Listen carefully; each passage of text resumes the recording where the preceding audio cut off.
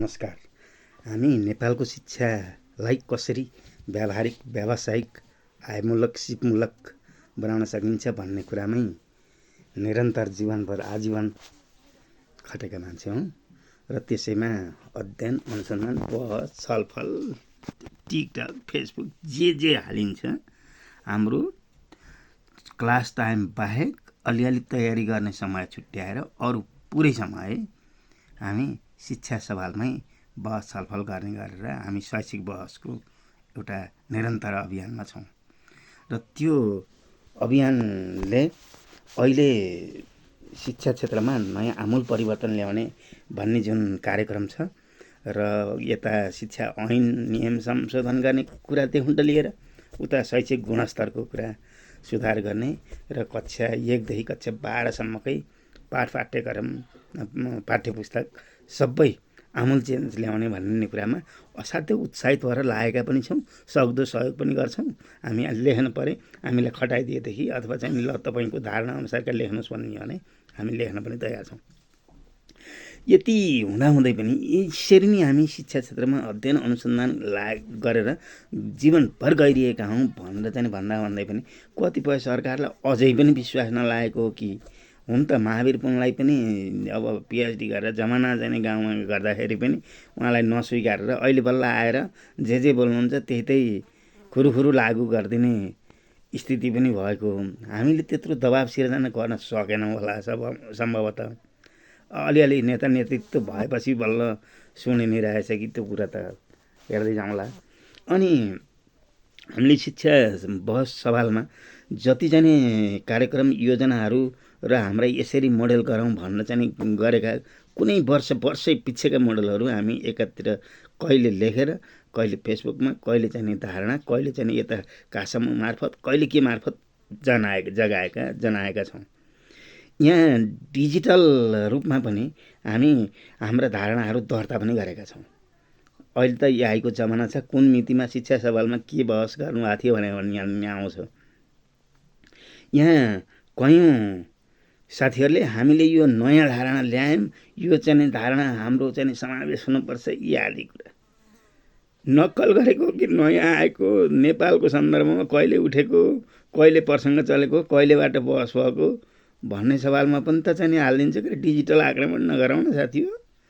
होइन, हाम्रो अहिले हामीले उठाएको अहिले भर्खरै हामीले उठाउँछौँ, एकछिनपछि छलफलमा ल्याउन सक्नुहुन्छ।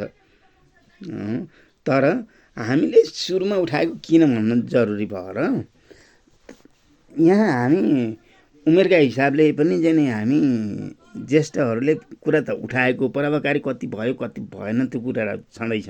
कति सङ्घर्ष गरियो कति सकिएन, सफलता असफलताकै कुरा पनि छ।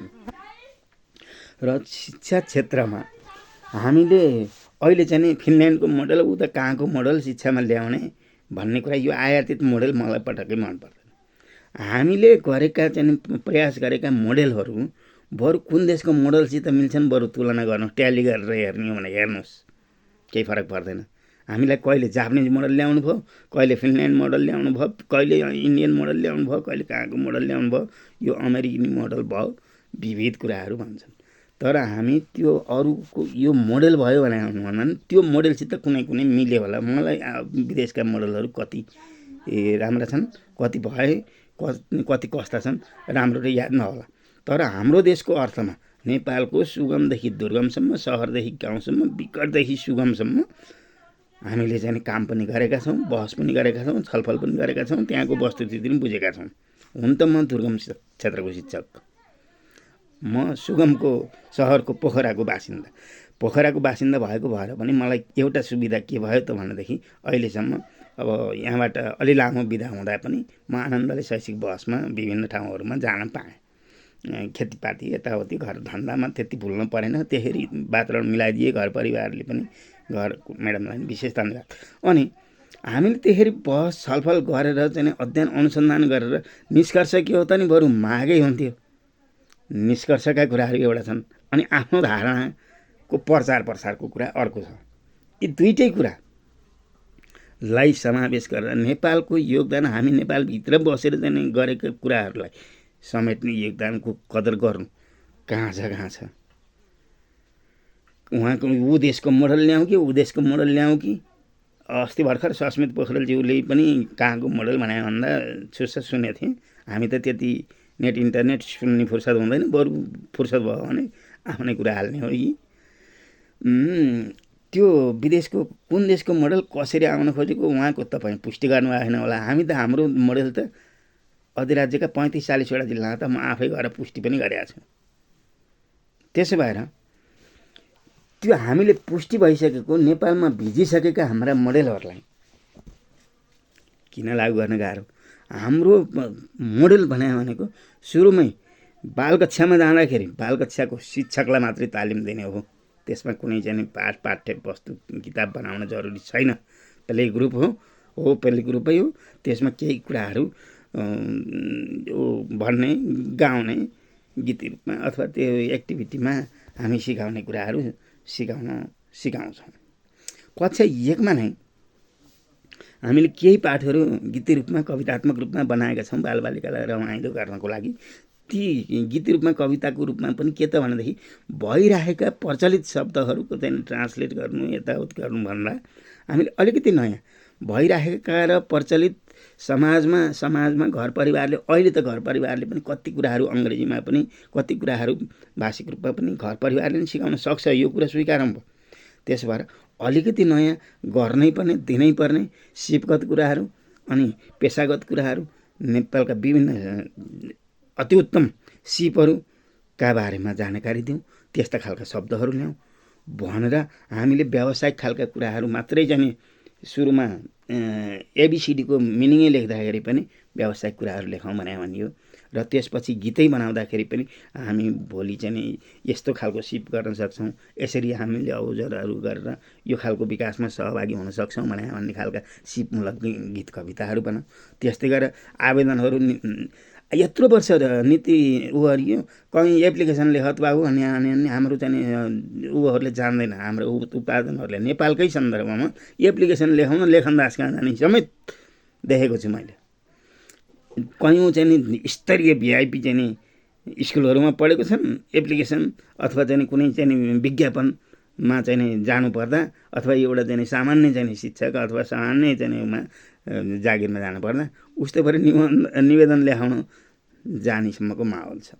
त्यसो भएर एप्लिकेसनमा होस् कथा वस्तुमा पनि हाम्रा चाहिँ त्यस्तै कथाहरू जीवनमा सङ्घर्ष गरेका, जीवनमा उपयोगी कुरामा सङ्घर्ष गरेका, राम्रो कुराको अभियान लिएर सङ्घर्ष गरेका कुराहरूको जीवन राखौँ।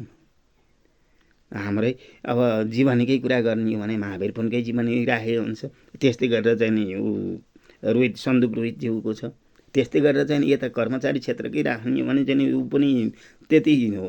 अहिले चाहिँ चुनावी क्षेत्रमा लागे राजनीति के भयो नत्र चाहिँ नि यो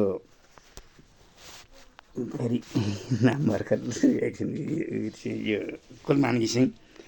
त्यस्तै गरेर कयौँ व्यक्तिहरू त जीवन राख्न लायक काम गरेका मान्छेहरू पनि त छन् के अरे, अरू कयौँ छन्। अब त्यस्तै गरेर अपाङ्गता क्षेत्रमै चाहिँ हाम्रो झमक घिमिरे लगायत चाहिँ अरू पारिजातले लेखेका कुराहरू छन्। त्यस्तै अहिले चाहिँ विभिन्न छन्। अब केही बडो खुबीवाल व्यक्तित्वहरू छन्। अब अपाङ्गता क्षेत्रमा हुन त अपाङ्गता भन्दा पनि ट्यालेन्ट रमेश परसाईज्यू हुनुहुन्छ। अपाङ्गता भनेर चाहिँ उहाँलाई चाहिँ विशेष प्राथमिकता भन्दा नेपालमा 1 नम्बर बौद्धिक व्यक्तित्व भनेर राख्न ठिक मान्छु म। त्यस्तै गरेर कयौँ कुराहरू कयौँ व्यक्तिका चाहिँ सिपहरू कयौँ व्यक्तिका कलाहरू यहाँ चाहिँ यसरी छन्। अब कयौँ व्यक्तिका आम्दानीकै कुरा गर्ने हो भने नेपालमा करोडौँ आफ्नै पालामा 1 अरब सम्पत्ति आफैले एउटै व्यक्तिले कमाएका उदाहरण पनि छन्। उसले 2 नम्बर गरेर भ्रष्टाचार गरेर कमाएकाको उदाहरण राख्नु परेन। तर आफ्नै मेहनतले स्थापित भएर एउटा सिपगत काम गरेर दिनकै चाहिँ करिब 10-12 हजार रुपियाँ झ्याला खान सक्ने चाहिँ सिपालुहरू छन्। त्यस्तै गरेर प्रविधिमा त्यस्तै छन्। तिनीहरूका उदाहरण राख्न के भयो? जीवनीको कुरा त्यस्तै भयो, कथाकथनको कुरा त्यस्तै भयो। नेपाली भाषाले पनि के व्यावसायिक क्षेत्र समेट्दैन, के उपयोगी प्रेरित गर्ने कुरा समेट्न सक्दैन। त्यसो भएर हरेक कुराहरूलाई अब हामीले उपयोगी ढङ्गले जाउँ, हाम्रो नेपाली मोडेल सिर्जना गरौँ। हो, अरू देश हामीले भनेका यसरी गए कसो हुन्छ भनेका कुराहरू कुन देशको मोडेलसित हो बरु ट्याली तपाईँहरू गर्नुहोस्। म त कुन देशको मोडेलसित हो, मैले विदेशको अध्ययन गरेको छैन, तर हाम्रो देशको प्रसङ्गमा सहरदेखि गाउँसम्म अध्ययन गरेकै हो, अनुसन्धान गरेकै हो। चाहिएदेखि हामी के रिपोर्ट के प्रमाण पेश गर्नुपर्ने हो, कति वर्ष अनुसन्धान गरेको पेश गर्नुपर्ने हो गर्छौँ। त्यहाँपछि हामी शिक्षामा सुधार गर्न तल्लिन्छौँ। हो, हामी चाहिँ नि अब दुर्गम क्षेत्रमा बसियो कयौँ कुराहरू हामी सुधार्न चाहन्छौँ, पुरै सुधारिएका हामी पनि होइनौँ। फेरि यो कुरा नि बुझ्नुहोस्, हिजोको समाजले कति चाहिँ नि मान्छेहरूलाई राम्रा अवसरहरू दियो, कति चाहिँ नि बिग्रने खालको वातावरण सिर्जना गरिदियो, कति के गरिदियो। मैले त यो जेनजी आन्दोलन हुँदैको नि बडा धोइएको चाहिँ नि नेता नेतृत्व त छैन। तुलनात्मक रूपले अरूभन्दा विशेष खालको नेता नेतृत्वहरू खोज्नुपर्छ भन्ने कुरा भनेकै हौँ। र त्यतिखेरै पनि जेनजी आन्दोलनभन्दा 2-4 दिन अगाडिबाटै चाहिँ नि हामीले चाहिँ गरेका पोस्टर पनि हेर्नुहोस्। हामी हुन त निरन्तर सङ्घर्षमा छौँ, कुन जेनजी आन्दोलन कुन के, तर त्योभन्दा अगाडिबाटै पनि भएका जेनजी आन्दोलनको सुरु गर्ने बेलामा भएका हाम्रा सबै कुराहरू हिस्ट्री ओपन, खुल्ला किताब, पराजुली खुल्ला किताब, यसरी पनि आइराखेका छौँ। हामी हिरो हुन कुनै आफ्नो प्रचार प्रसार गर्न आएका बिल्कुल होइनौँ। हामीलाई त्यो आफ्नो देखाउनु छैन। हाम्रो वैचारिक लडाइँमा भने आएकै हौँ। शिक्षा सवालमा कस्तो हुनुपर्छ, किन यस्तो भयो, यस्ता सवालमा भने हरेक स्टेपमा शिक्षा क्षेत्रमा देखिएका प्रत्येक समस्याको हामी वकालत गरेकै छौँ। नभए हेर्नुहोस्, शिक्षा क्षेत्रमा अहिले पनि अनिवार्य तथा निःशुल्क शिक्षा भनेर जम्मा 8 कक्षासम्मलाई मानिएको छ भने निःशुल्क शिक्षा मात्रै भनेर 10 कक्षासम्म मानिएको छ। अनिवार्य तथा निःशुल्क शिक्षाले 8 कक्षासम्म बोर्डिङहरूमा भर्ना लिन पाउँछ? जाउँ अदालत। हो, हिजो चाहिँ त तिनीलाई समर्थन गर्ने तिनी चाहिँ निजी स्कुलहरूको समर्थकमा सरकार थियो, जित्थ्यो होला, त्यो अलग कुरो। अहिले त नघुर्क्याउनु हुन साथी हो। केही निजी विद्यालयका साथीहरूले हामीले यसरी गुणस्तर दियौँ, यसरी गऱ्यौँ, हाम्रो सम्पत्तिको सुरक्षा। सम्पत्ति कानुनभित्र रहेर कमाउने हो क्या? नेपालको कानुनले के भन्छ त्यहाँभित्र रहेर कमाउने हो सम्पत्ति। त्यसो भएर नेपालको कानुनले त आधारभूत तहमा त निजी विद्यालय खोल्नै पाउँदैन, त्यो खालको कानुन हो। त्यसरी नै अरू कुराहरू निरन्तर छन्।